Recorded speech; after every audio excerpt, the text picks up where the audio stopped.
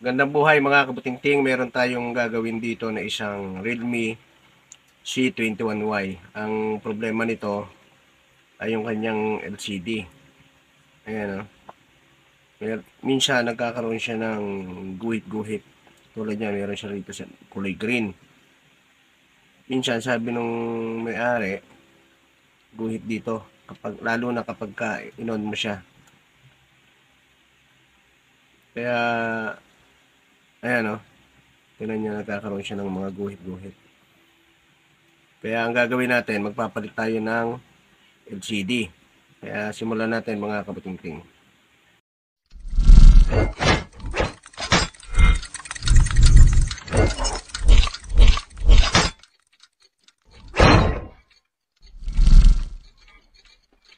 Unang gagawin natin, tanggalin natin yung kanyang SIM tray.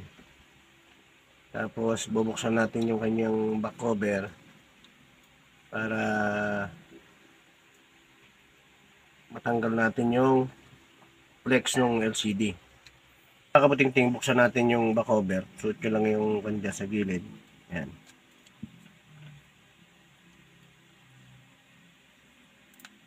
Tuloy-tuloy na yan.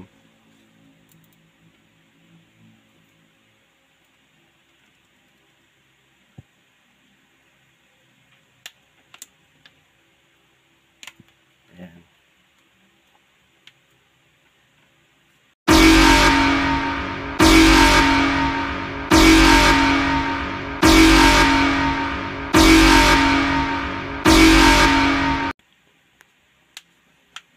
Kaya maririnig nyo naman tutulog eh. Yun. Ngayon, babaklasin natin to. Itong cover nung ating board. Kaya kung ikaw ay napadaan sa aking channel, please subscribe and click the notification bell para maging updated ka sa mga susunod na video na aking i-upload.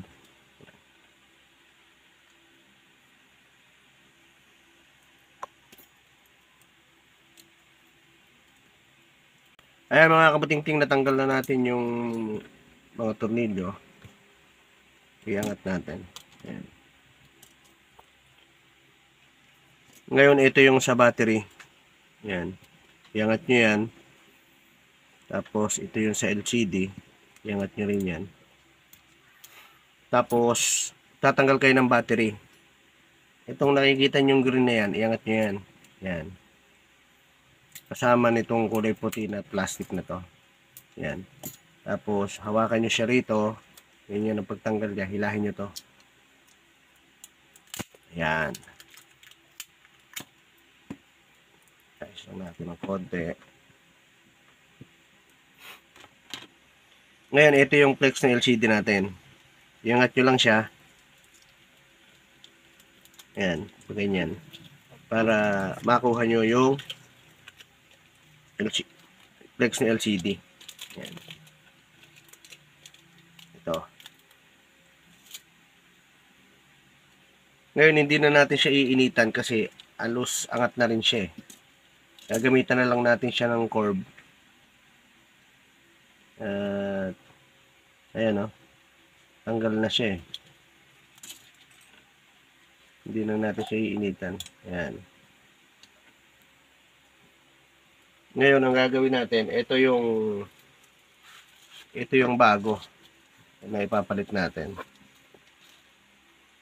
Ayan o. Ayan o. C21.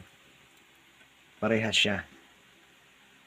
Ngayon, bago natin siya idikit dito, ang gagawin natin, itatrial muna natin siya. Bubukas natin. Kaya a few moments later.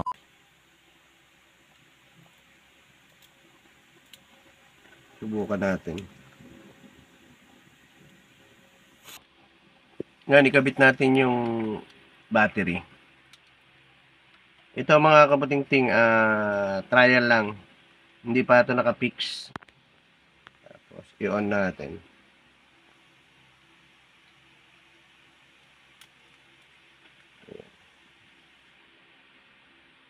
Ayan mga kabutingting,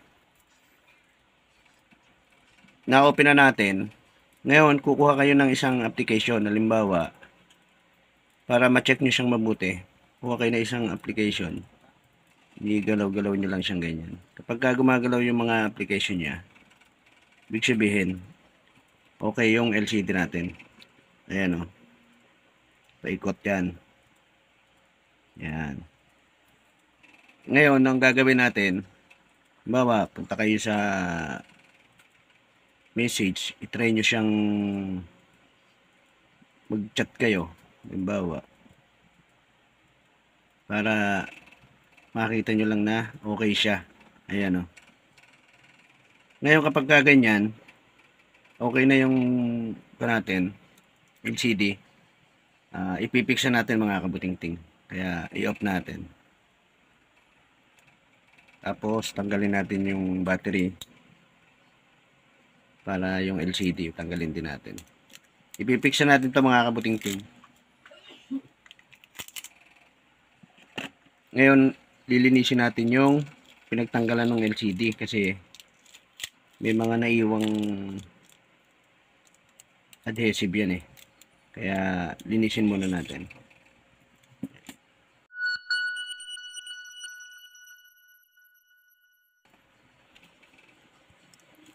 Ayan mga kabutingting, linisin lang natin tong gilid na to sapagkat may mga naiwan siyang adhesive eh.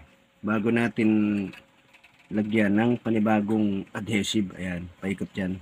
Ayan, nakikita nyo sa gilid na mga, ayan o, may mga dikit siya na naiwan. Ayan.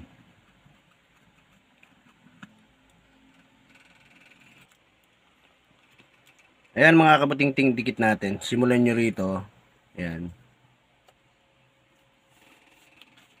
Yan. Paikot yan. Pero naman siyang pinaka-guide. May pinaka-release siya. Sundan nyo lang yun na ganyan. Para mailapat nyo ng maayos yung LCD.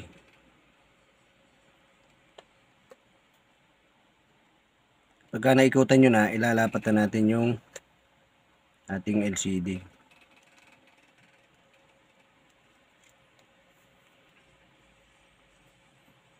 Ayan mga kabutingting, na ikutan na natin ng adhesive. Ngayon, ilalapat na natin yung LCD. Ayan.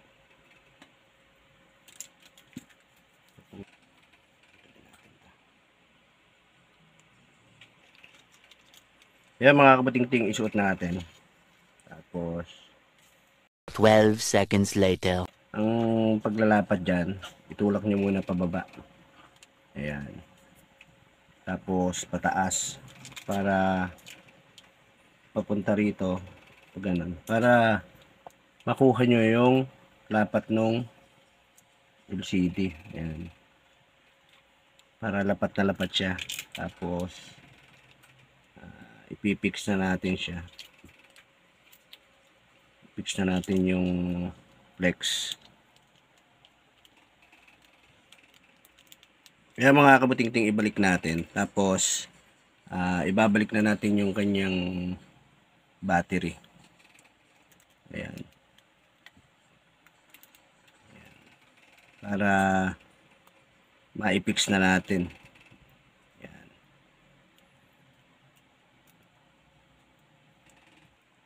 Ngayon mga kabutingting, ikabit na natin tong cover niya sapagkat lalagyan natin siya mamaya ng clamp para lumapat yung ating LCD, para lapat na lapat siya. Kaya ikabit natin mga kabutingting. Kabit na natin yung kanyang mga tornilyo. I-fix naman na natin yung ating battery saka yung LCD. Ngayon pagka nalagyan na natin, bubuin na natin siya. I-fix na natin lahat yung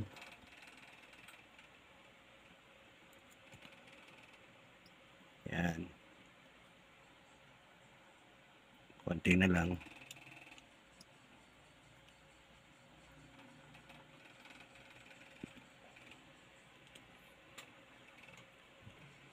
Kaya mga kabuting-ting na itornilyo na natin, i-fix na natin tong cover para ayan. Tutunog yan eh. Pagka nailapat na natin. Ayan. Kaya mga kabuting-ting, lagyan natin siya ng clamp para lahating oras para mapatuyo natin yung LCD, mailapat natin na maayos. Ayan. Tayo nyo lang ng lahating oras.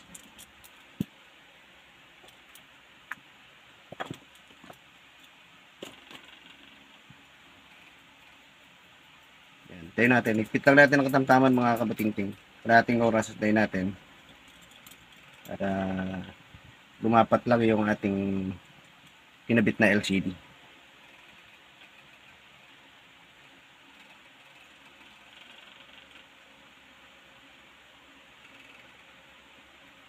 Okay. Cut mo na. Kaya mga kabuting-ting, kalahating oras ang lumipas, tanggalin natin. Para malinis natin yung sumobrang mga excess. Ngayon dito, sa gilid na to, ganyan lang paglilinisin yung mga sobra na yan. Yan. Para lang matanggal yung mga nasa gilid na yan. At para pag nilagyan ng tempered glass, eh hindi rin siya nakaalsa. Yan. Ganyan lang yan mga kabuting-ting. Paikot din yan. Nililinis niyan. Yan o.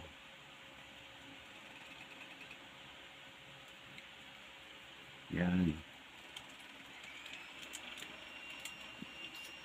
Kung ikaw ay napadaan sa aking channel, napanood mo ang aking video, sana nakatulong ako sa inyo mga kabuting-ting. Please, paki-subscribe naman yung aking channel. Pwede kayong magtanong, like and comment. Pwede rin yung i-share yung aking video para sa dagdag kaalaman ng iba. Maraming salamat sa inyong lahat sa pagtangkilik ng aking mga video. Ayan mga kabuting-ting, isindi natin para makita natin na maayos na yung ginawa natin. LCD pinalit natin dito mga kabuting-ting. Nagamit na nung may-ari. Hintay lang tayo ng saglit kasi pagka ganyang bagong palit LCD, naglo-loading yan mga kabuting-ting. Tingnan natin. Makinis na yung ayun no.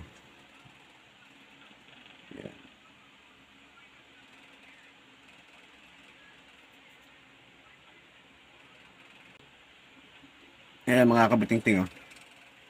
Okay na. Okay na. Magagamit na nung may-ari.